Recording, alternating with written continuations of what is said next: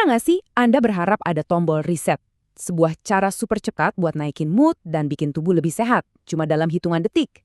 Nah, hari ini kita bakal kupas tuntas sebuah metode yang sederhana banget tapi didukung sains yang bisa melakukan persis seperti itu. Coba deh jujur sama diri sendiri. Kapan terakhir kali Anda berhenti sejenak dan merasakan sesuatu yang begitu luar biasa, sampai-sampai wow, bikin merinding? Kalau Anda kesulitan mengingatnya, tenang, Anda nggak sendirian. Para peneliti bahkan punya istilah untuk ini, defisit rasa kagum.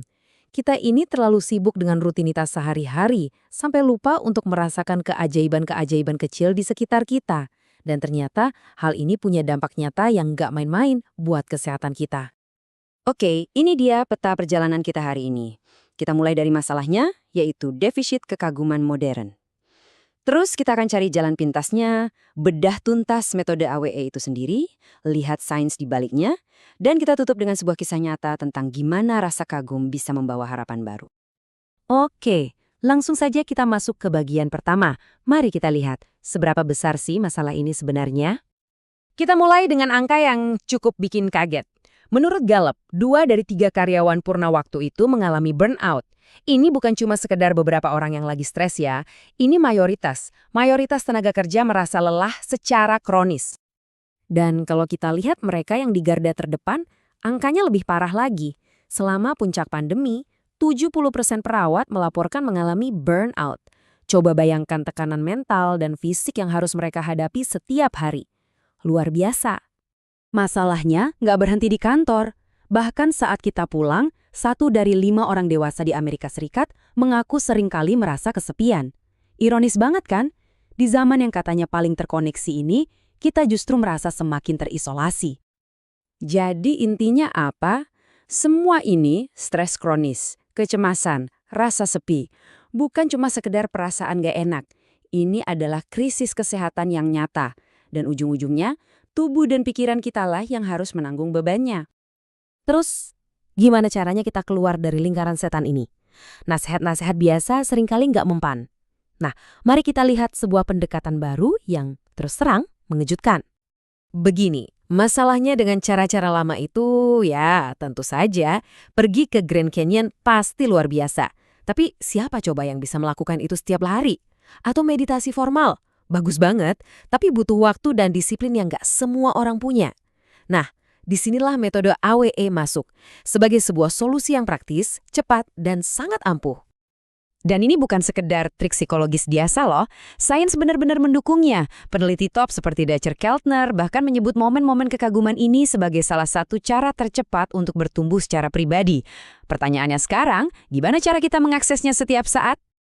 Nah, ini dia bagian yang paling menarik. Ternyata metodenya sederhana banget. Yuk kita bedah langsung. Jadi AWE itu singkatan dari attention, wait, dan exhale and expand.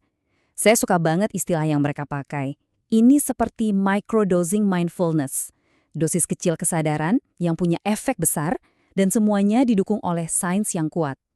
Caranya gini, sederhana banget. Yuk kita coba bayangkan bareng-bareng. Pertama, A untuk attention. Fokuskan seluruh perhatian Anda ke sesuatu yang sederhana di sekitar Anda. Mungkin pola serat kayu di meja Anda, atau uap yang keluar dari cangkir kopi. Kedua, W untuk wait. Berhenti. Tarik nafas yang dalam, sambil terus mengamati objek itu. Terakhir, E untuk exhale and expand.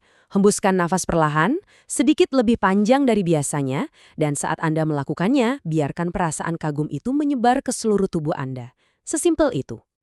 Jadi, poin utamanya di sini adalah ini bukan sekedar latihan biar happy. Ini benar-benar menciptakan perubahan biologis yang bisa diukur di dalam tubuh kita. Dan buktinya ada di data. Dalam sebuah studi perbandingan, metode AWE ternyata 2 kali lipat lebih efektif dalam mengurangi rasa kesepian dibandingkan praktik meditasi tradisional. Bukan cuma sedikit lebih baik ya, tapi 2 kali lipat. Efeknya terasa di seluruh tubuh. Studi menunjukkan penurunan gejala stres dan burnout yang signifikan, plus berkurangnya gejala depresi dan kecemasan. Bahkan ini sampai ke tingkat sel loh. Metode ini bisa menurunkan kadar interleukin 6, yaitu penanda peradangan di tubuh yang sering dikaitkan dengan penyakit kronis. Ini benar-benar perubahan dari ujung kepala sampai ujung kaki. Tapi angka dan data itu baru setengah dari cerita. Mari kita lihat gimana metode ini bisa benar-benar mengubah hidup seseorang. Kenalkan, ini Marsyari, seorang ibu muda dari Mexico City yang hidupnya berubah total saat didiagnosis kanker payudara agresif. Dia harus menjalani kemoterapi yang sangat berat yang membuatnya tertekan baik secara fisik maupun emosional. Di saat-saat paling berat dalam hidupnya, Marsyari mulai mencoba metode AWE.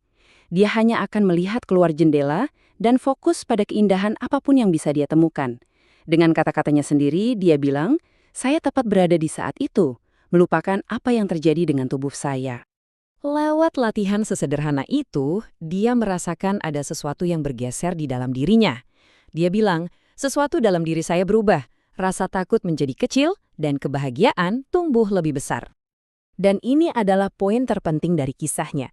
Metode AWE tidak secara ajaib menyembuhkan kankernya, tapi metode ini mengubah cara dia mengalami penyakitnya. Metode ini memberikannya sebuah alat untuk membangun ketahanan mental, bahkan di tengah situasi yang paling sulit sekalipun.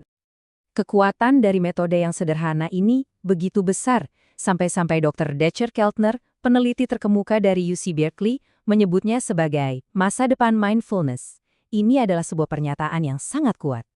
Jadi, saya ingin menutup sesi ini dengan satu pertanyaan untuk Anda setelah mendengar semua ini.